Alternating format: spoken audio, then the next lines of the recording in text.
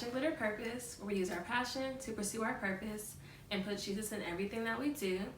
I am Imani Naila, and this is Bible Study with me. We're continuing in our year-long Genesis study, and this week we are in chapter 27. I've titled this Family Feud, cue Beyonce and Jay-Z. But anyway, let's go ahead and get into it. Remember, you can purchase your shirts at saltyclothingco.com. That's SALTEE clothingco.com. Definitely appreciate all the support. But anyways, let's get into it. This chapter is juicy. Like, the Bible is like a really good reality TV show sometimes. And here we see all the drama. So at this point, Isaac is now on his deathbed. Remember, Isaac is the son of Abraham. And Isaac is on his deathbed. He's old and he's going blind. So it says in verse 1, one day when Isaac was old and turning blind, he called for Esau, his older son, and said, "My son." "Yes, father," Esau replied. "I am an old man now, and I don't know when I may die. Take your bow and quiver full of arrows and go out into the open country to hunt some wild game for me."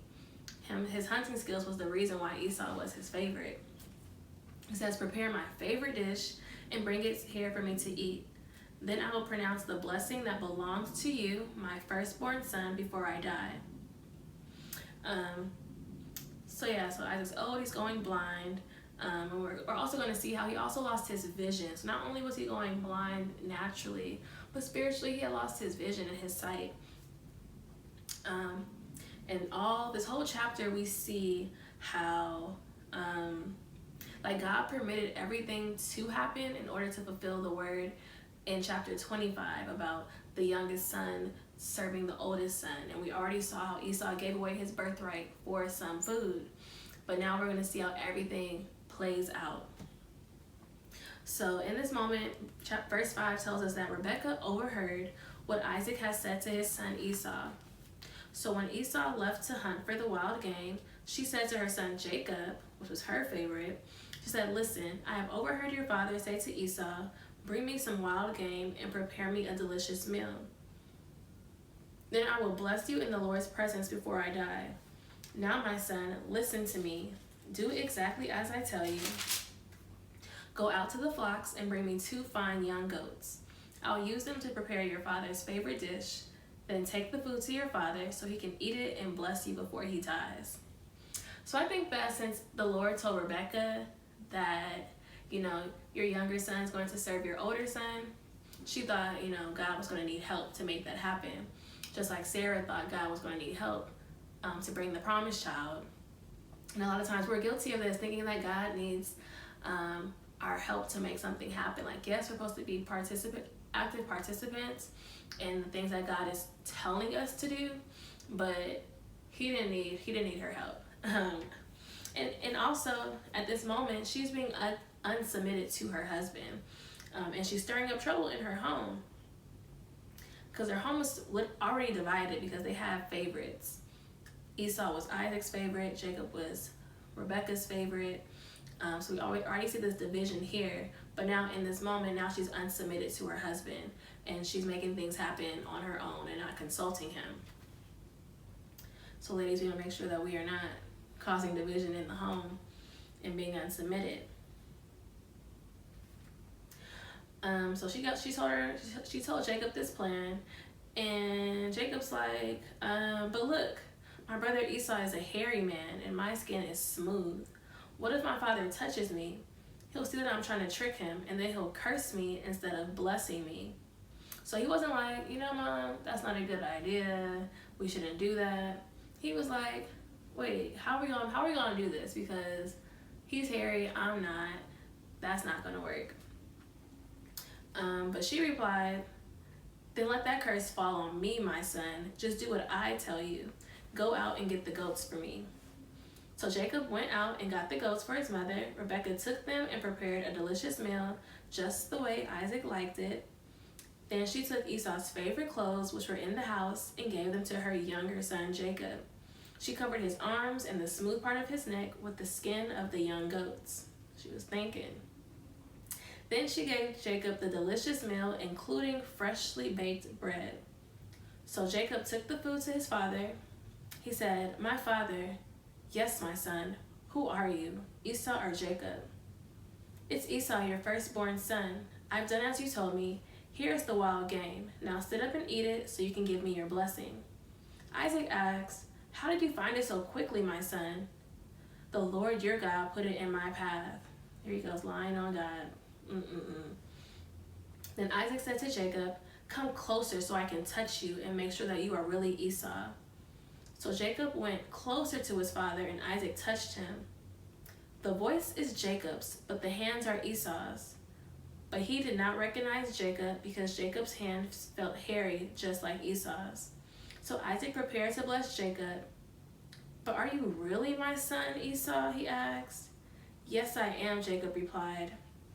Then Isaac said, "Now, my son, bring me the wild game. Let me eat it, and then I will give you my blessing."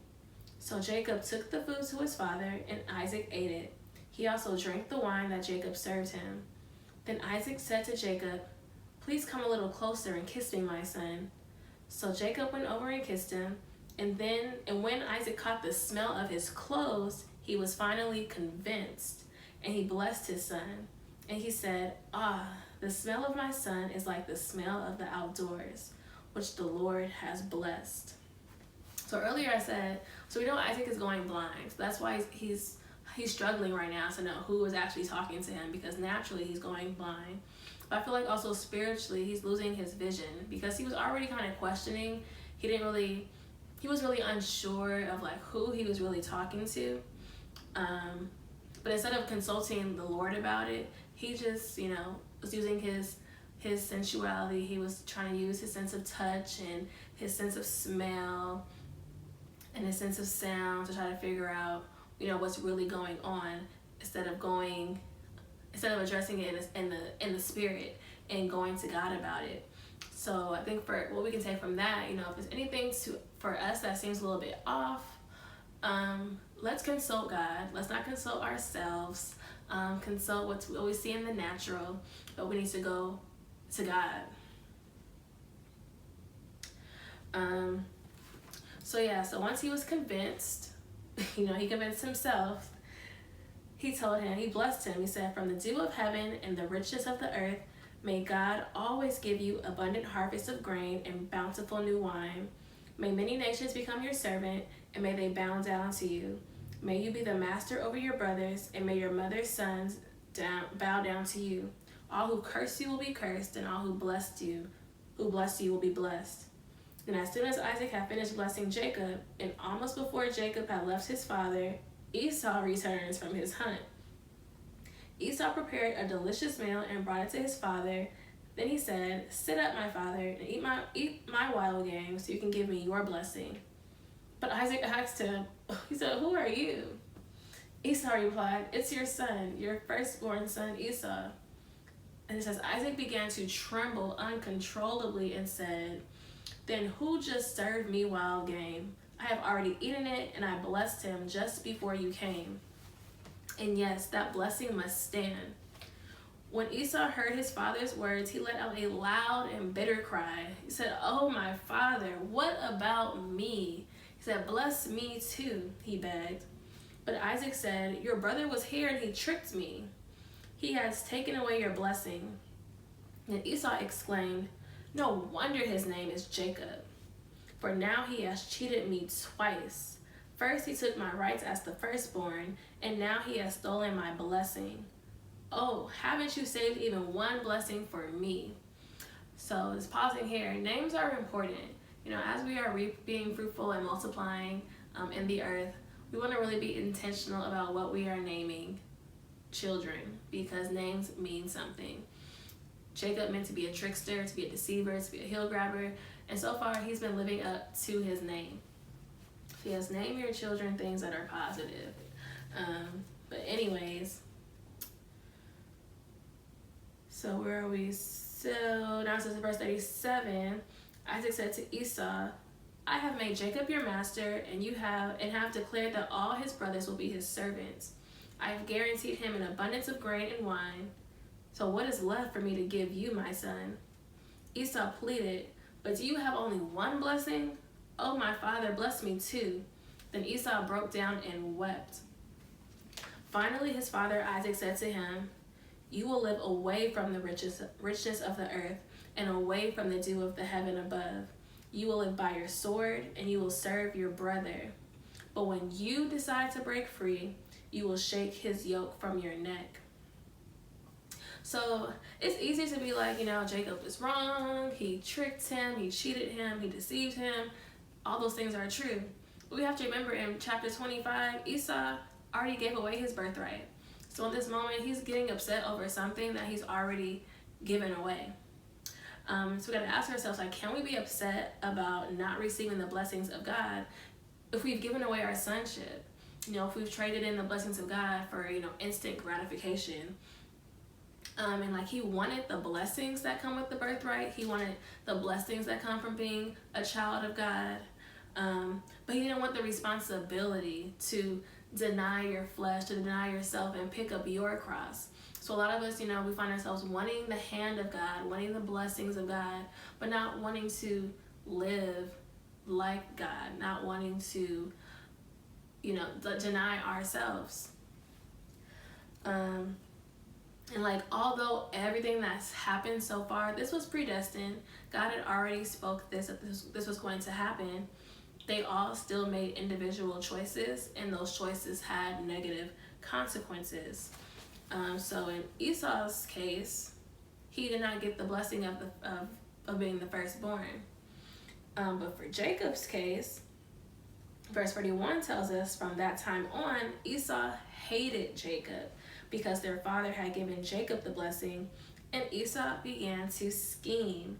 He said, "I will soon be mourning my father's death, but then I will kill my brother Jacob." And Rebekah heard about Esau's plan, so she sent for Jacob and told him, "Listen, Esau's consoling himself by plotting to kill you. So listen carefully, my son. Get ready and flee to my brother Laban in Haran. Stay there with him until your brother cools off.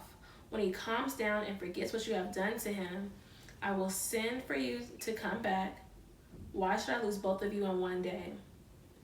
So Esau lost the blessing, but now Jacob's losing his home. He had to flee the land because Esau wanted to kill him.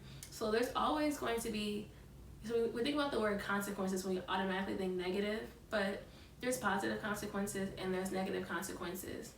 But since they made some negative choices, so now there's negative consequences. But as I was preparing for the video and reading over it again, I noticed in verse 40, when Isaac was talking to Esau, he said, "But when you decide to break free." And I think that's just so powerful, because a lot of times we keep ourselves in bondage because we don't want to forgive, or we don't want to submit, or we don't want to give things up. But here, I feel like God is telling us, when you decide to break free, when you decide to forgive, when you decide to really seek healing and deliverance, when you decide to let go and to move on, then you will shake his yoke from your neck. Then you will shake those chains off, because Jesus came to break our chains. But we have to decide, okay, am I going to really walk in this freedom? Am I really going to throw off every weight that hinders me and the sin that so easily entangles me? We have to make that decision. In the last verse 46, so here we see some more of Esau's negative choices affecting people. Then it says, "Then Rebekah said to Isaac," she said, "I am sick and tired of these local Hittite women, and I would rather die than see Jacob marry one of them." So yeah, we see these tensions. So Esau married some Hittite women. Rebekah doesn't like them, and she's just like, she's afraid that Jacob's gonna follow in Esau's footsteps and marry one of them. But Jacob's on the run right now, and now we'll learn more about Jacob's story in the next couple of weeks. So yeah, Jesus loves you. I love you. I'll see you next week. Be sure to purchase your t-shirts from Salty Clothing Company. That's at saltyclothingco.com. That's SALTEE clothingco.com. So I'll see y'all next week.